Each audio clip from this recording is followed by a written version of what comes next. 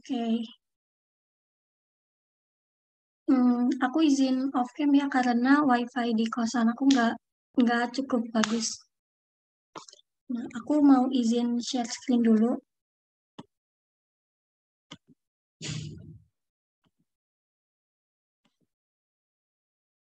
Hmm,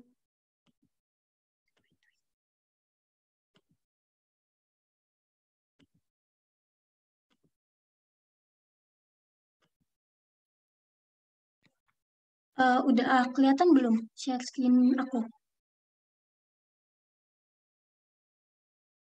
Udah, Kak. Kai. Nah, di sini aku mau ngebahas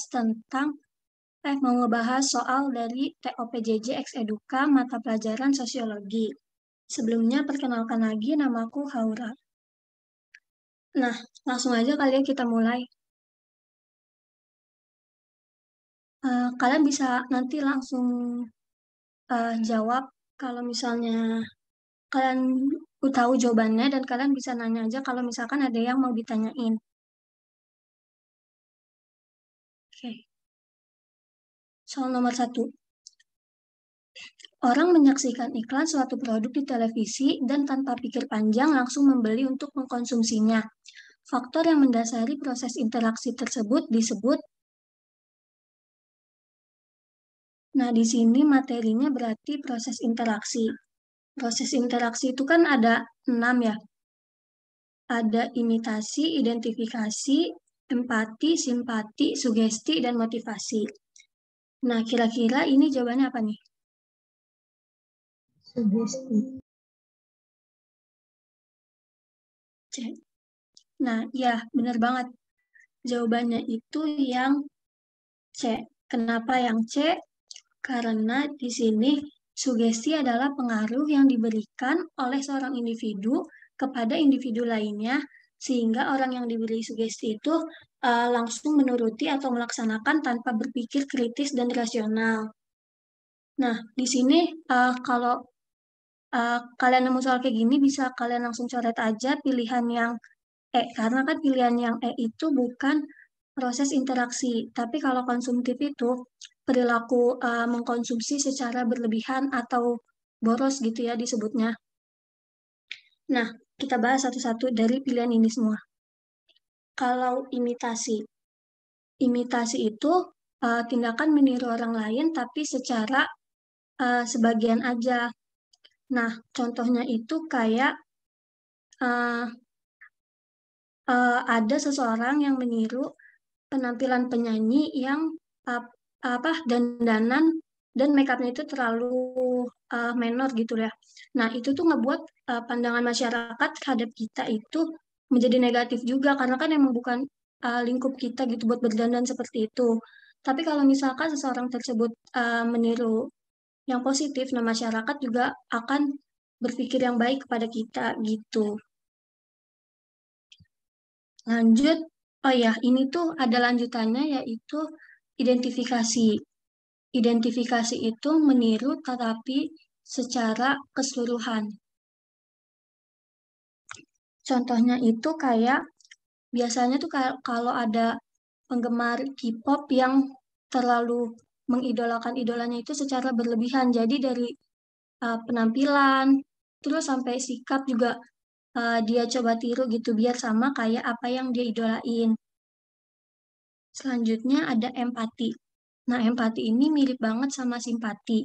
Cuma kan kalau empati ini merasakan hal yang sama dengan apa yang dirasakan oleh orang lain.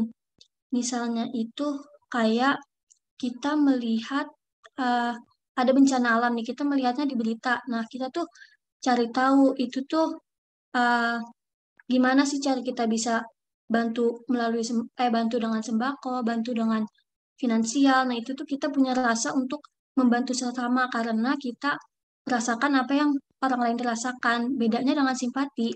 Kalau simpati itu lebih ke misalnya kita menemukan kecelakaan di jalan.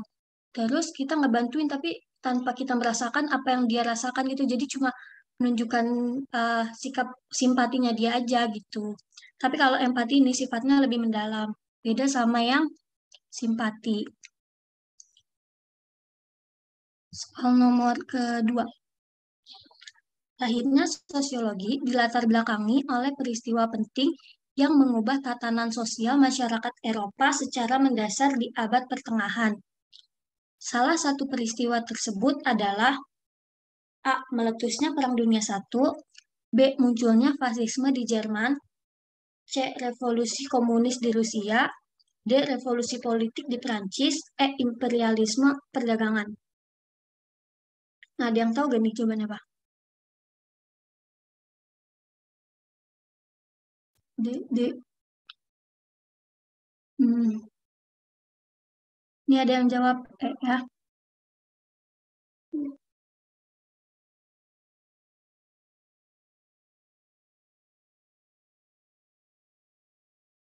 Udah, aku coba bahas pelan-pelan. Nanti kalau kecepatan kalian bisa bilang aja ya kalau masih ada yang dibingungin gitu. Nah, jadi jawabannya itu yang D, benar banget revolusi politik di Perancis.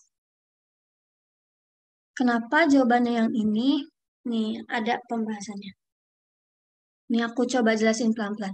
Sosiologi dilatar belakangi pada sebuah peristiwa yaitu revolusi industri yang terjadi di Inggris dan juga revolusi sosial yang ada di Perancis. Gimana sih bentuknya?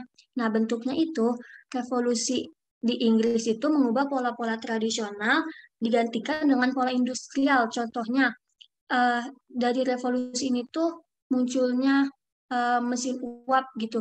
Jadi, eh, tenaga manusia itu digantikan oleh mesin mulai dari revolusi industri di Inggris ini. Revolusi industri di Inggris membuat orang di sekitar daerah industri mengalami peningkatan ekonomi, sementara orang di daerah berkekurangan. Jadi mulai adanya ketimpangan sosial di sini. Terus stratifikasi stratifikasi masyarakat berubah yang semulanya raja dan abdi kerajaan berada di lapisan atas dan tidak tersentuh oleh lapisan bawah. Nah, dengan adanya revolusi ini, masyarakat bisa naik ke lapisan atas atau turun ke lapisan bawah. Peristiwa itulah yang banyak menimbulkan pertanyaan terkait apa itu masyarakat.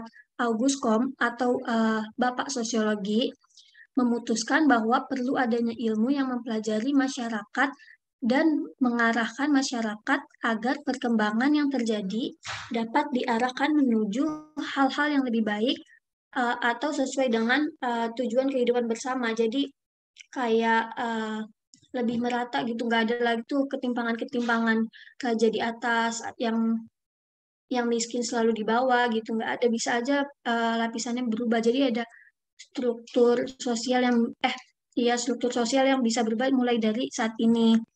Maka muncullah ilmu sosiologi guna menjawab pertanyaan di setiap fenomena yang ada di masyarakat gitu.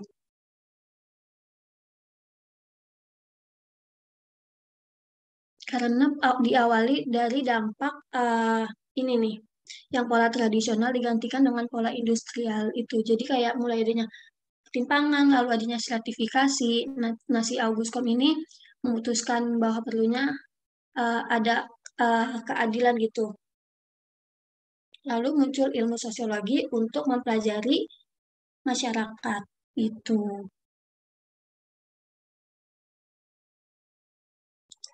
Terus lanjut ke soal nomor 3. Pada masyarakat yang plural dan dinamis seperti di Indonesia, asimilasi budaya sangatlah perlu. Berikut yang merupakan faktor penghambat terjadinya proses asimilasi di masyarakat, yaitu A. Sikap primordialisme yang tinggi antar kelompok budaya di masyarakat. B. Semakin banyaknya proses amalgamasi yang terjadi di masyarakat. C. Adanya ancaman dari musuh yang sama yang datangnya dari luar. D. Sikap toleransi dan saling menghargai antar kelompok budaya yang berbeda. E. Simpati dan empati yang tinggi antar individu dan kelompok yang berbeda. Nah, kira-kira ini jawabannya apa nih?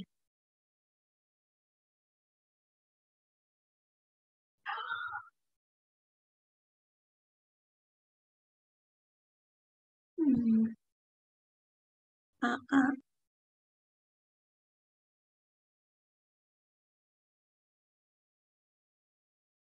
Ah, oke.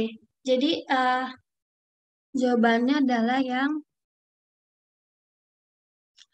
benar banget. Karena masyarakat plural, plural itu eh, sama kayak masyarakat majemuk. Jadi ada suku, bangsa, agama yang berbeda di sini. Terus asimilasi kan percampuran dua kebudayaan yang berbeda.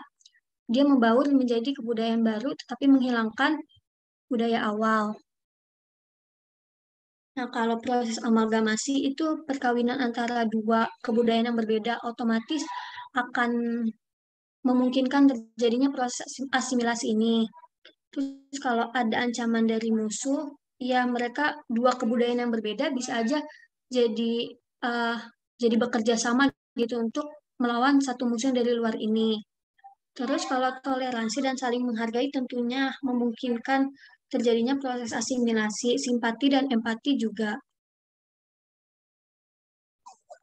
Nah, penghambat asimilasi yang pertama ada isolasi kebudayaan, yang kedua kurangnya pengetahuan mengenai kelompok lain, yang ketiga takut dan khawatir terhadap kebudayaan lain, yang keempat perbedaan kepentingan dapat menimbulkan pertentangan, yang kelima etnosentrisme. Sebelumnya primordialisme itu ini ya sikap terlalu cinta terhadap budaya yang sudah dianut sejak lahir. Beda sama etnosentrisme. Kalau etnosentrisme itu menganggap budayanya yang budaya yang dianut itu yang paling benar. Jadi dia sampai menjatuhkan budaya lain itu etnosentrisme. Kalau primordialisme itu cuma terlalu terlalu apa ya terlalu memegang teguh gitu apa yang sudah tertanam sejak lahir gitu. Terus soal yang keempat, menurut Emile Durkheim, integrasi sosial yang sangat kuat dalam kelompok dapat menyebabkan terjadinya bunuh diri tipe A. Anomi, B. Egoistik, C. Altruistik, D. Fatalistik, E. Normatif. Nah, kira-kira ada yang dibingungin nggak dari soal ini?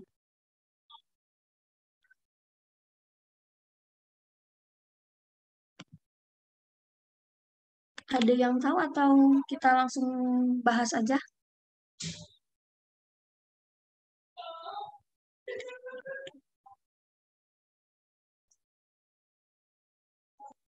Hmm, D. Ada yang jawab D. Terus ada yang punya jawaban lain nggak? D. Nggak tahu, Kak. Oke, oke. Jadi kita langsung bahas aja ya satu persatu. Nah, jawabannya yang C. Sebenarnya bunuh diri tipe bunuh diri menurut Emilia Durkheim ini cuma ada empat. Anomi, egoistik, altruistik, dan fatalistik. Jadi normatif bisa dicoret aja karena normatif bukan tipe bunuh diri. Nah, ini bunuh diri egoistik itu disebabkan karena tingkat integrasi sosial yang sangat rendah. Contohnya itu kayak kalian tahu gak ada yang pernah viral waktu itu yang bunuh diri sambil live Facebook itu. Nah, itu juga setelah ditelusuri katanya alasannya itu karena ada pertentangan dengan istrinya. Nah, itu juga bisa diklasifikasikan sebagai bunuh diri tipe egoistik karena dia kurang bisa bersatu dengan istrinya, ada berselisih paham gitu. Nah, yang kedua ada altruistik. Altruistik ini disebabkan karena tingkat integrasi yang terlalu tinggi. Individu melekat pada masyarakat terlalu kuat, individu tidak punya kuasa untuk menentukan pilihannya. Nah, kalau yang ketiga ini bunuh diri anomi. Bunuh diri anomi itu hilangnya aturan hukum, norma sosial yang yang mengakibatkan frustasi sosial yang memicu orang untuk melakukan bunuh diri. Nah, tapi kalau anomi ini itu hilangnya tuh dari diri kita sendiri gitu loh. Jadi kayak misalnya kayak orang kaya dia kan udah punya segalanya, dia dia kayak udah nggak punya tujuan lagi mau mau ngapain nih gitu kan. Nah, itu bisa termasuk ke anomi karena dia udah nggak punya tujuannya lagi gitu. Sedangkan kalau bunuh diri tipe fatalistik itu, individu tidak mampu menghadapi tekanan hidup. Bunuh diri dijadikan cara melarikan diri dari kenyataan. Contohnya itu, eh, ada seseorang yang tinggal di suatu masyarakat yang selalu nuntut dia untuk kamu harus jadi ini, kamu harus jadi itu. Nah, dia itu nggak mampu gitu menghadapin semuanya. Makanya dia itu menjadi bunuh diri gitu. Oh ya, kalau misalkan altruistik ini kan apa terlalu tinggi gitu ya integrasinya. Contohnya itu kayak apa di Jepang misalnya ada seseorang itu melakukan bunuh diri kalau misalkan pandangan dari masyarakat ke dia itu udah jelek, dia itu dianggap sebagai aib keluarga. Nah, itu tuh altruistik tuh dia tuh ngerasa terbebani oleh itu semua gitu. Terus selanjutnya nomor 5. Sikap orang tua dalam sosialisasinya terhadap anak yang bersifat perintah dan memaksa dengan komunikasi satu arah serta adanya hukuman ketika terjadi pelanggaran merupakan sosialisasi yang tergolong ke dalam A. Sosialisasi represif, B. Sosialisasi preventif, C. Sosialisasi partisipatoris, D. Sosialisasi primer, E. Sosialisasi informal.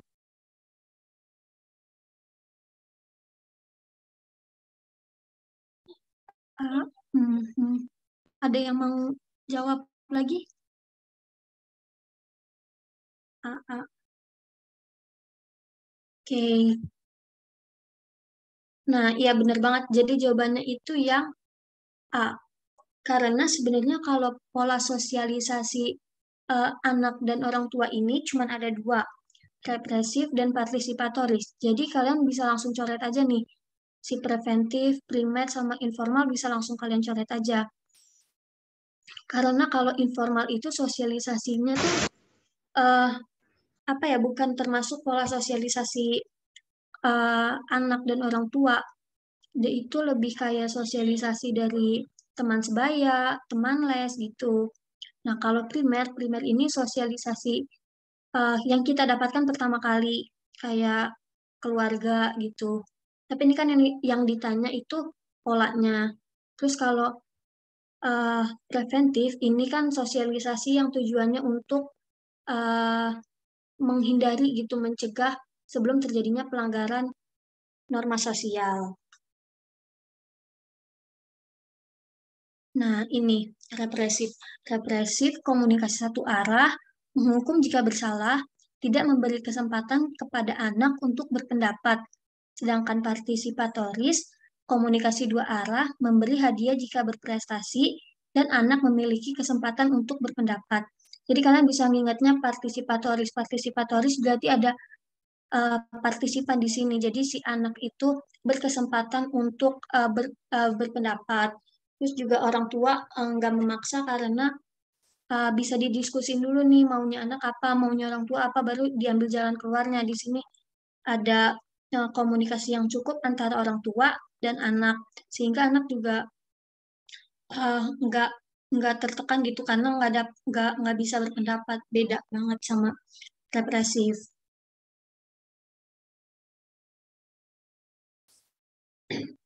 Lanjut nomor 6.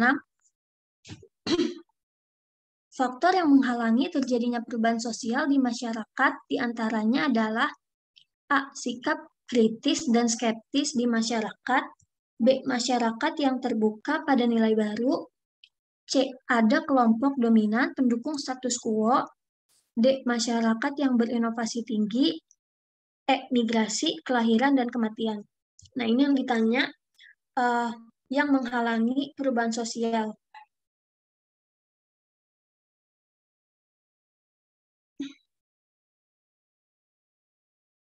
Cek, cek, cek, cek, cek, cek. Oke, iya, jawabannya yang C. Hmm, Nah, ini ada beberapa penghambat perubahan sosial. Yang pertama, adanya kelompok yang ingin mempertahankan status quo. Status quo itu maksudnya lebih kayak ke ini ya, ke apa? Kayak dia tuh udah udah nyaman sama apa yang dia punya gitu saat ini. Dia nggak mau ada perubahan untuk kedepannya gitu. Terus yang kedua, kuatnya adat istiadat. Ini pasti juga susah buat terjadinya perubahan sosial. Terus yang ketiga, prasangka terhadap sesuatu yang baru. Jadi apa apapun yang ada yang baru gitu. Sebenarnya kita kan nggak tahu itu untuk kebaikan atau enggak, tapi dia tuh kayak berprasangka yang buruk-buruk buat perubahan buat masyarakatnya. Jadi susah buat terjadinya perubahan sosial. Terus yang keempat, kurangnya kontak dengan budaya lain. Jadi kurang mengenal gitu ya. Jadi kurang mengenal dengan budaya lain. Jadi dia cuma mendalami budayanya sendiri. Lanjut nomor 7. Para guru saat ini sadar bahwa memiliki skill di bidang teknologi informasi dan multimedia telah memungkinkan diwujudkannya pembelajaran yang efektif dan menyenangkan. Karena itu, guru-guru saat ini banyak yang menguasai teknologi informasi dan multimedia untuk mencari bahan ajar. Penyampaian materi pun tidak hanya dengan metode ceramah, tetapi juga dengan menampilkan slide dan video yang menarik. Dari penjelasan tersebut, tindakan para guru untuk bisa menguasai teknologi informasi dan multimedia termasuk ke dalam. Nah, jadi guru-gurunya itu sadar kalau misalkan uh, ada nih pembelajaran yang lebih efektif dan menyenangkan, makanya dia cari metode lain. B- B-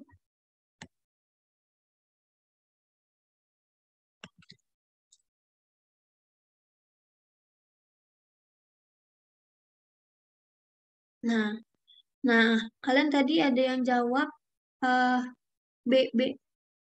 Nah, kita bahas satu persatu. Ini kan jawabannya rasional instrumental ya. Kalau rasional instrumental itu tindakannya bersifat rasional atau masuk akal. Tujuan dari tindakan ini pun jelas. Jadi kayak tujuan tindakannya ini dipertimbangkan dulu nih secara matang, udah mencapai untuk mencapai tujuan yang diperhitungkan. Jadi apa sih sisi positifnya yang bisa diambil gitu. Sedangkan kalau tindakan sosial berorientasi nilai, ini dilakukan karena tindakan tersebut dianggap baik dan benar di mata masyarakat. Namun, tujuan dari tindakan tersebut tidak terlalu diperhitungkan. Misalnya kayak gimana? Misalnya itu kayak adanya statement kalau misalkan makan menggunakan tangan kanan itu lebih baik daripada tangan kiri. Jadi kan orang-orang makanya pakai tangan kanan karena emang udah dianggap baik dan benar dan paling sopan gitu menurut masyarakat. Nah, kayak gitu. Sedangkan kalau instrumental tuh ada pertimbangan dulu nih di sini, apa sih yang baik, apa sih yang enggak, terus tujuannya itu untuk apa sih, gitu loh. Jadi dia ngeliat dulu manfaat yang didapatkan setelah melakukan sesuatu itu apa gitu. Sedangkan tindakan sosial tradisional dilakukan tanpa perhitungan yang matang, namun karena kebiasaan yang sudah ada di lingkungan masyarakat. Jadi kalau misalkan tindakan sosial tradisional ini lebih ke kayak ini ya, turun-temurun gitu dia. Sifatnya tuh turun-temurun dari nenek moyang gitu. Contohnya itu kayak tradisi yang ada di Bali, tradisi ngaben, sebagai bentuk penghormatan atas orang yang telah meninggal dunia. Jadi tindakan sosial tradisional tuh kita nggak kurang gitu loh, kurang ngerti nih apa sih uh, tujuannya gitu. Pokoknya yang kita tahu turun-temurun aja gitu. Terus yang keempat, tindakan afektif adalah tindakan irasional yang terjadi secara spontan. Tindakan afektif itu tindakannya spontan. Sebagian besar tindakan ini didorong oleh perasaan dan emosi tanpa perhitungan yang matang. Contohnya itu kayak ada seseorang yang diejek nih di dalam kelas misalnya. Terus orang yang diejek itu dia ngegebrak meja. Nah, itu tuh tindakan dia ngegebrak meja, itu tuh disebut tindakan afektif. Terus juga misalkan kalau kalian lagi nonton film sedih, kalian otomatis nangis gitu kan. Nah, kalau tindakan nangis kalian itu disebut tindakan afektif karena didorong oleh perasaan dan emosi. Terus keluarnya juga secara spontan, secara refleks aja gitu. Dan di sini nggak ada perhitungan yang matang.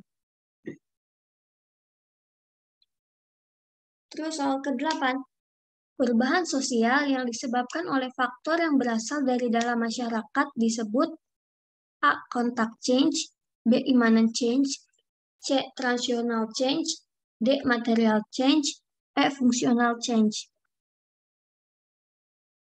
Ada yang tahu nggak atau bisa materi ini gitu?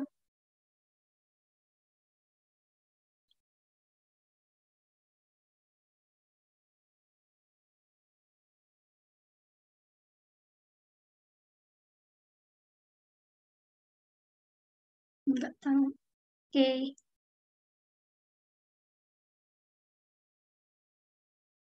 Nah, jadi perubahan sosial itu disebabkan oleh dua faktor. D, Kak. Nah, jawabannya itu yang ini nih. Nah, immanent change. Karena perubahan sosial itu didorong oleh dua faktor, yaitu perubahan dari dalam dan juga perubahan dari luar. Ini kan ini tanya dari dalam. Kalau dari dalam itu immanent change. Jika sumber perubahan sosial berasal dari dalam sistem atau dari dalam kelompok.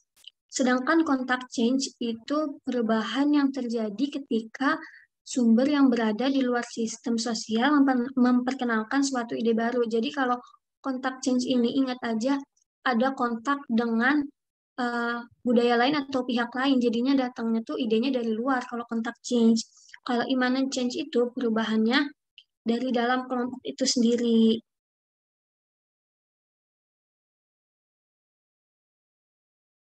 Soal nomor 9.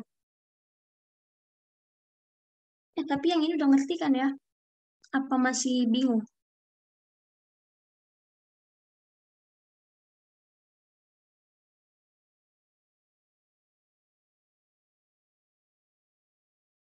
Hmm,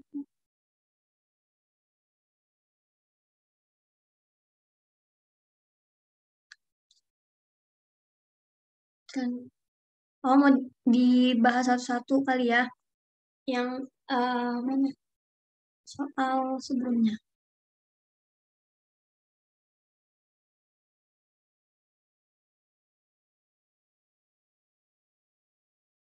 Contoh dari kontak change itu, ah, ini masuk ke bab eh, perubahan sosial. Kan perubahan sosial itu disebabkan oleh dua faktor, dari dalam dan juga dari luar.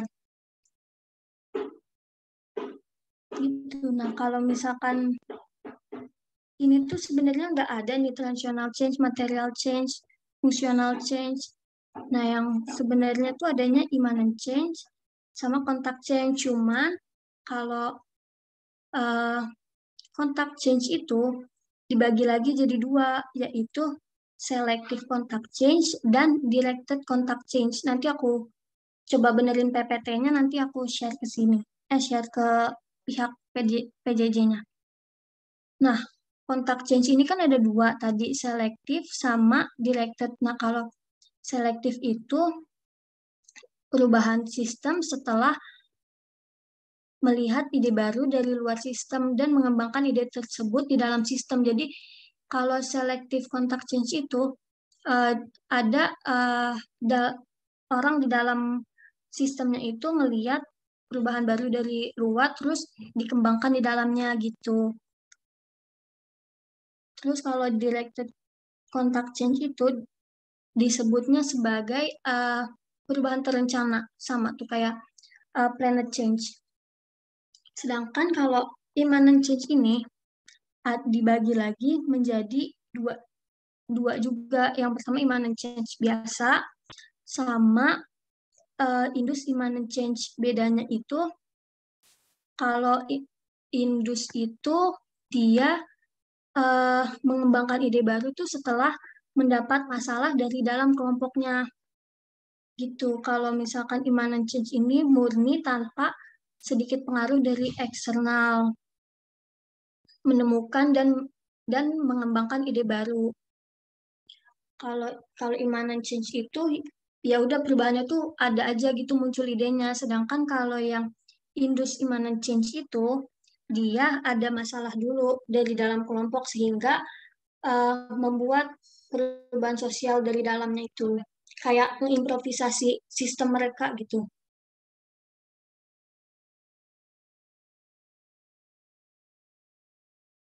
Nah, yang kesembilan, konsekuensi logis dari keberagaman sosial di masyarakat terhadap kehidupan sosial baik individu maupun kelompok di dalam masyarakat adalah terjadinya gejala sosial, yaitu ini konsekuensi logis eh, terjadinya gejala sosial.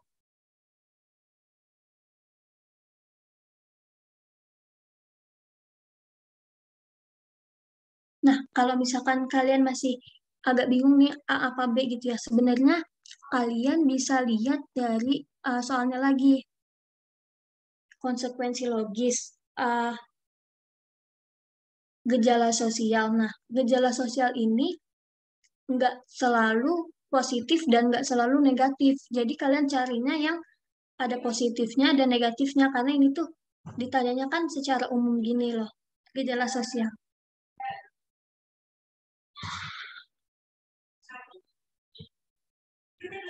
Nah, jawabannya adalah yang A. Kenapa yang A? Karena nih, masyarakat yang beraneka ragam eh, akan memungkinkan timbulnya konflik karena latar belakang mereka yang berbeda-beda. Namun, dengan seiring berjalannya waktu, masyarakat akan saling menyesuaikan sehingga bisa terintegrasi. Nah, jadi kan ini ada interaksi dan ada konflik. Gejala sosialnya bisa mengakibatkan integrasi jika mereka saling menyesuaikan, tapi juga bisa menimbulkan konflik karena latar belakang mereka yang berbeda-beda.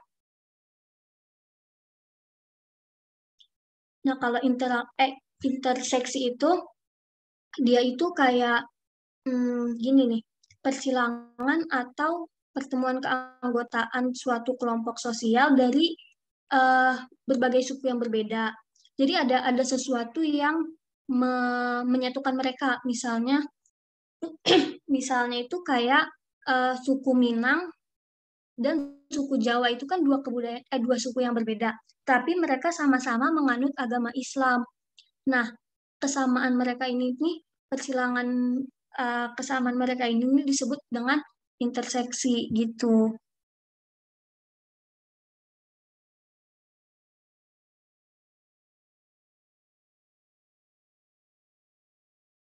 Perbedaan solidaritas. Kalau solidaritas itu lebih ke kayak saling percaya satu sama lain gitu, saling percaya, saling membantu satu sama lain. Kalau integrasi itu persatuan gitu, persatuan dari berbagai kelompok yang berbeda. Kalau solidaritas biasanya eh, misalkan suku A itu tuh punya solidaritas yang kuat. Jadi di dalam suku A itu mereka saling membantu, mereka saling percaya satu sama lain. Tapi kalau misalkan mereka udah bergabung dengan kelompok lain, adanya persatuan dari dua kebudayaan atau lebih itu udah disebut dengan integrasi gitu.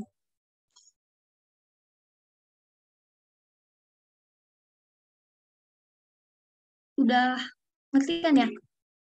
Nah, lanjut kita ke nomor 10. Sifat hubungan patembayan dapat ditemukan dalam masyarakat A. Pedesaan, B. Tradisional, C. Perkotaan, D. Terpencil, E. Miskin.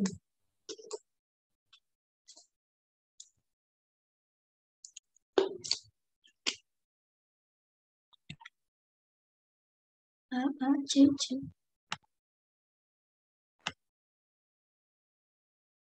Nah, soal-soal kayak patembayan, paguyuban ini nih sering banget eh, keluar di TBK.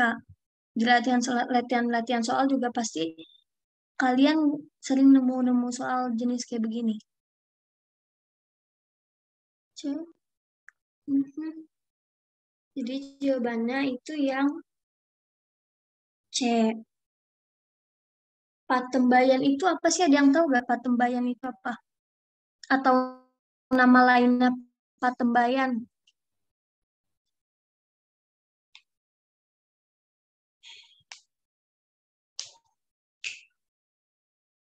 Yes, Kev. Oke. Yes, yes. Nah, ini patembayan yang disoal itu masyarakat kehidupan anggotanya lebih mengutamakan kepentingan pribadi, baru kepentingan kelompok atau golongan. Jadi bisa kita sebut juga kayak dia sifatnya lebih individualisme gitu ya. Kalau patembayan biasanya ditemukan di perkotaan karena mereka tuh nggak seerat hubungan di pedesaan gitu. Nah, kalau paguyuban atau Gemenscape adalah perkumpulan yang bersifat kekeluargaan dan didirikan oleh orang-orang sepaham atau sedarah untuk membina persatuan atau kerukunan di antara para anggotanya.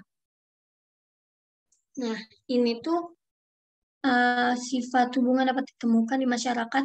Nah, sebenarnya kalau perdesaan sama tradisional ini sebenarnya maknanya sama. Mereka sama-sama masih masyarakat pedesaan tuh masih banyak yang menganut tradisional, terus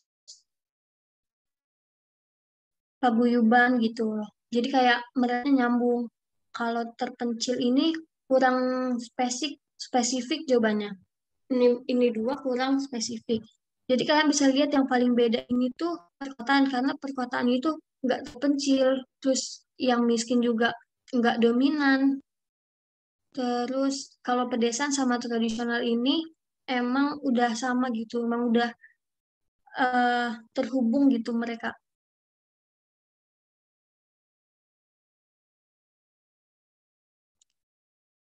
Soal nomor 11.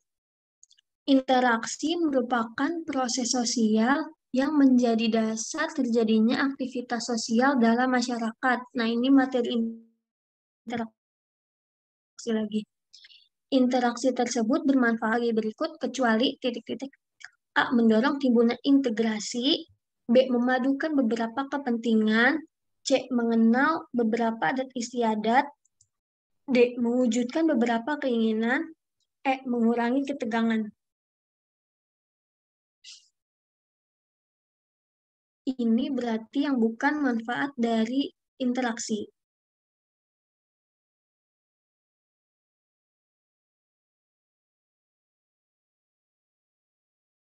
Kecuali, ini pertanyaannya kecuali.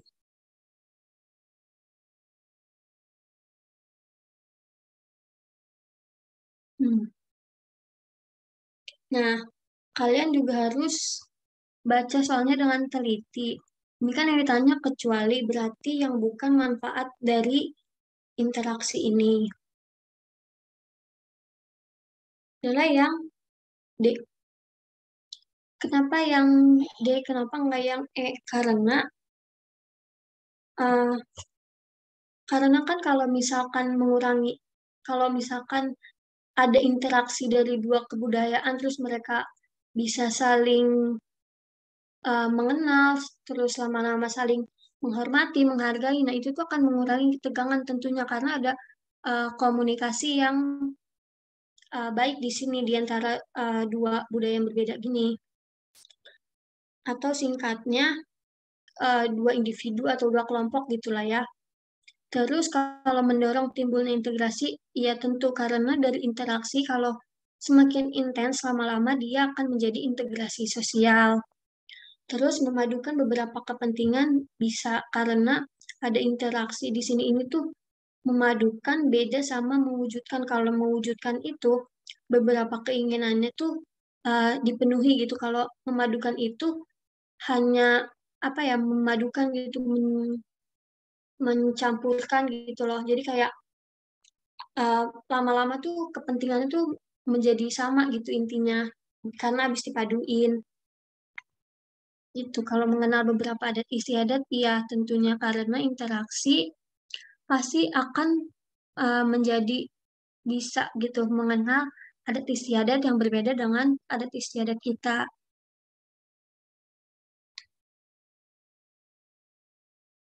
Terus lanjut. Proses pemilihan kepala daerah menimbulkan konflik antara dua pendukung yang bersaing. Diawali dengan upaya-upaya mempromosikan calon dari kelompoknya dengan berbagai informasi yang positif, kemudian memberikan penilaian negatif terhadap pesaing. Fenomena itu disebut konflik A terbuka, A tertutup, B terbuka, C vertikal, D horizontal, E realistis.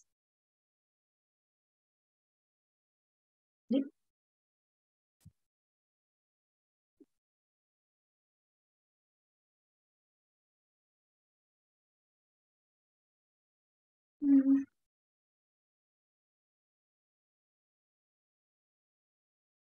Oke, kita bahas ya. Jawabannya itu yang nih, realistis. Kenapa? Karena konflik pilkada menimbulkan penilaian negatif terhadap pesaing merupakan bentuk konflik realistik. Menurut Lewis Accuser, konflik realistis merupakan alat untuk mendapatkan hasil tertentu dalam rangka mengejar power. Jadi ada power, ada status yang mereka kejar. Terus juga mengejar status langka, mengejar sumber daya, dan juga mengejar nilai. Kalau misalkan kita bahas satu-satu. Kalau misalnya konflik tertutup itu sifat konfliknya tertutup. Misalnya kayak ada konflik di dalam suatu perusahaan. Gaji antara WNI dan WNA berbeda. Terus otomatis yang WNI itu protes gitu ke atasan. Kenapa gajinya beda gitu kan. Nah tapi tuh konfliknya tuh ya di dalam perusahaannya aja, nggak dibawa sampai ke luar perusahaan. Kalau konflik terbuka itu sifatnya diketahui oleh uh, masyarakat luas, kayak uh, demo 1998 gitu. Terus asal usulnya juga jelas. Sedangkan yang kalau vertikal itu vertikal, kalau vertikal itu uh, konfliknya statusnya tuh dimiliki oleh dua dua orang yang statusnya berbeda. Misalnya kayak polisi dan masyarakat biasa itu kan polisi tuh kayak ibaratnya punya punya jabatan, punya status, sedangkan masyarakat biasa enggak. Nah, itu vertikal. Jadi kayak di sini ada beda beda status orang yang berkonflik gitu. Sedangkan kalau horizontal, nah ini juga sebenarnya bisa horizontal karena mereka kan sama-sama masih calon gitu kan. Tapi kalau horizontal ini kan yang berkonflik itu antara pihak pendukung. Nah, iya kalau non realistik itu kayak main ilmu hitam, main dukun. Jadi kayak nggak realistik itu nggak masuk akal gitu kalau non realistik. Terus Kak, aku lanjutin yang horizontal sedikit ya. Kalau horizontal ini emang mereka masih calon, cuma kan mereka kan eh, yang berkonflik tuh dari pendukungnya. Nah, kalau realistik ini tuh lebih tepat karena ada power yang dikejar, ada status langkah yang dikejar, dan sumber daya dan nilai. Itu kalau horizontal, ya status status mereka harus sejajar status yang berkonfliknya. Tapi di sini lebih ditekankan kalau misalkan yang berkonflik itu eh, dua pendukung calon kepala daerahnya itu gitu.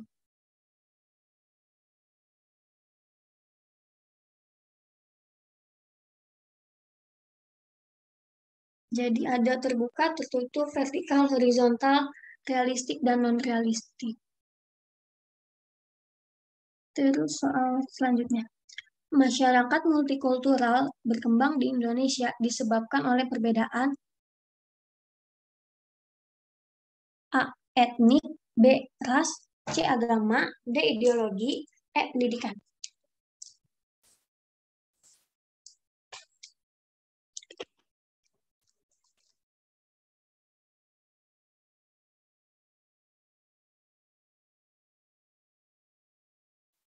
Iya, bener banget nih. Jawabannya itu yang etnik. Kenapa jawabannya yang etnik? Karena masyarakat multikultural di Indonesia disebabkan oleh perbedaan etnik. Etnik itu sendiri biasanya dipahami sebagai penggolongan manusia berdasarkan kepercayaan, nilai, kebiasaan, adat istiadat, norma, bahasa, sejarah, geografi, dan hubungan kekerabatan. Jadi di sini makna dari etnik itu udah luas banget sehingga bisa disebut multikultural karena perbedaan etnik gitu.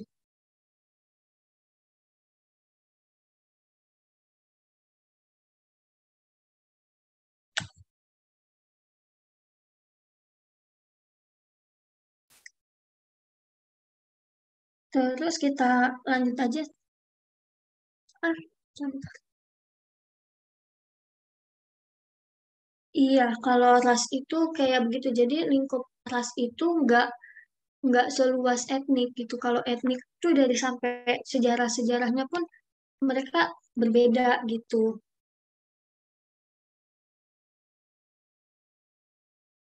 Kalau ras itu lebih kayak mongoloid, melanesoid, terus asiatik mongoloid, kaukasoid, yang gitu-gitu.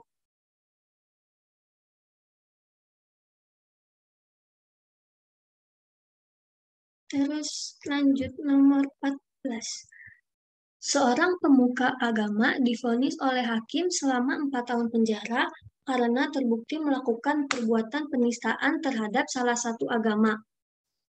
Hal ini memperlihatkan bahwa pemuka agama tersebut melanggar norma A. Kesusilaan, A, A. Kesusilaan dan hukum, B. Kesopanan dan kesusilaan, C. Agama dan kesopanan, D. Kesusilaan dan agama, E. Hukum dan agama.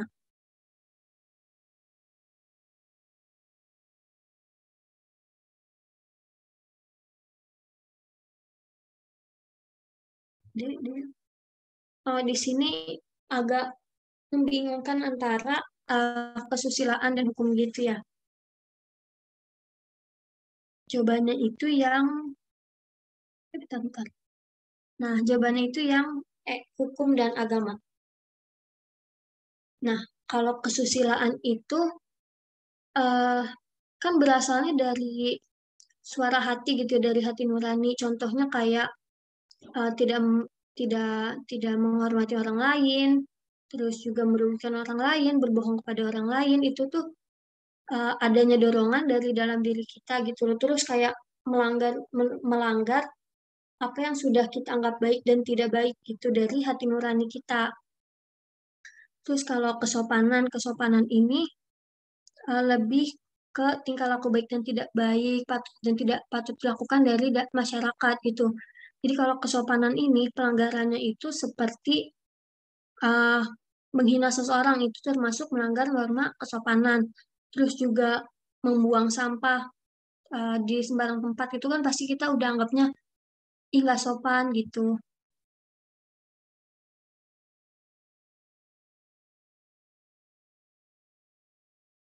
Nah, kalau pelecehan seksual ini luas ya, pasti dari hati nurani kita juga kayak tentu dia melanggar norma kesusilaan, norma apa yang udah kita tanam di dalam diri kita. Kalau misalnya kesopanan, itu kan lebih rentangnya itu kayak lebih luas gitu. Aturan hidup di masyarakat, ada uh, ada norma ada norma yang ditetapkan oleh masyarakat apa yang baik dan tidak baik, apa yang patut dilakukan dan tidak patut dilakukan gitu kan. Jadi kalau pelecehan seksual itu sebenarnya lebih ke eh, melanggar norma kesopanan karena dia kan kayak lancang gitu kan. Dan tentunya dia juga melanggar norma kesusilaan, dia melanggar apa aturan yang lahir dari hati nurani kita gitu. Nah, ini sedikit pembahasannya. Penistaan agama bisa dilihat dari dua hal. Yang pertama, melanggar norma agama karena dengan melakukan penghinaan terhadap nilai-nilai agama yang sudah dianggap final ini tuh kayak udah tingkatannya tuh udah banyak masyarakat yang dirugikan gitu kan. Padahal agamanya udah dianggap final, udah dianggap valid gitu, tapi tetap dihina itu tuh udah melanggar norma agama. Yang kedua, melanggar hukum, yakni menimbulkan keresahan di masyarakat yang bisa memunculkan tindakan perpecahan di masyarakat. Makanya di sini ada divonis oleh hakim, ada hukum yang uh, ikut serta di sini gitu.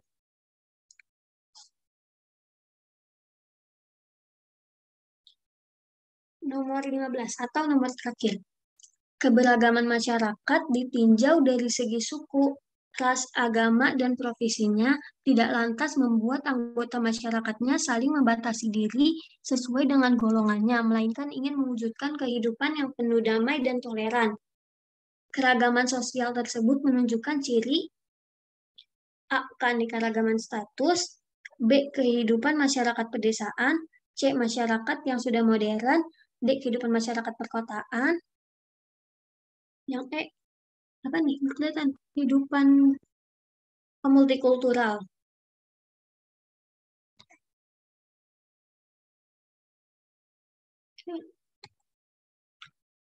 Nah, iya, ini jawabannya itu yang karena di sini ada ada apa ya? Ada keinginan untuk mewujudkan kehidupan yang penuh damai dan toleran. Terus keragaman tersebut menunjukkan ciri masyarakat multikultural karena ada perbedaan suku, ras, agama, dan profesinya. Kalau tingkat status itu enggak, karena kan di sini keanekaragaman ini ya, suku, ras, agama, profesi gitu kan. Kalau masyarakat pedesaan juga enggak, karena enggak cuma masyarakat desa aja yang bisa yang memiliki keragaman suku, ras, agama, profesi, dan ingin mewujudkan kehidupan yang penuh damai dan toleran ini, tapi juga masyarakat kota juga kan mempunyai keinginan yang sama gitu. Masyarakat sudah modern ini mirip sama masyarakat pedesaan, cuma beda ruang lingkupnya. Terus kehidupan masyarakat perkotaan ini sama kayak yang B juga. Nah, sudah selesai. Kira-kira ada yang mau diulangin soalnya atau ada yang mau membenarkan atau nanya yang kurang-kurang?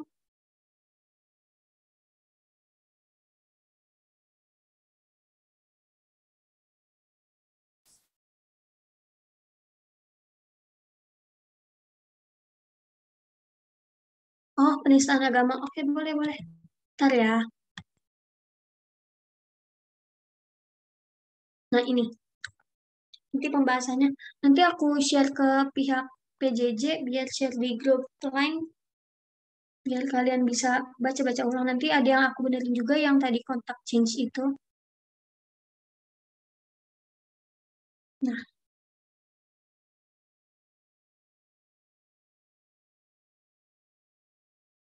ya.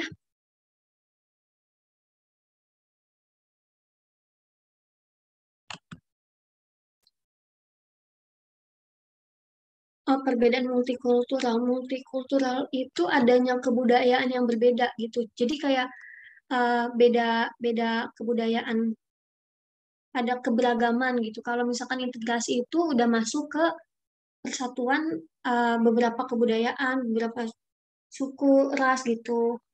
Jadi kalau multikultural itu belum tentu adanya integrasi. Kalau integrasi ya karena adanya multikultural gitu. Oke,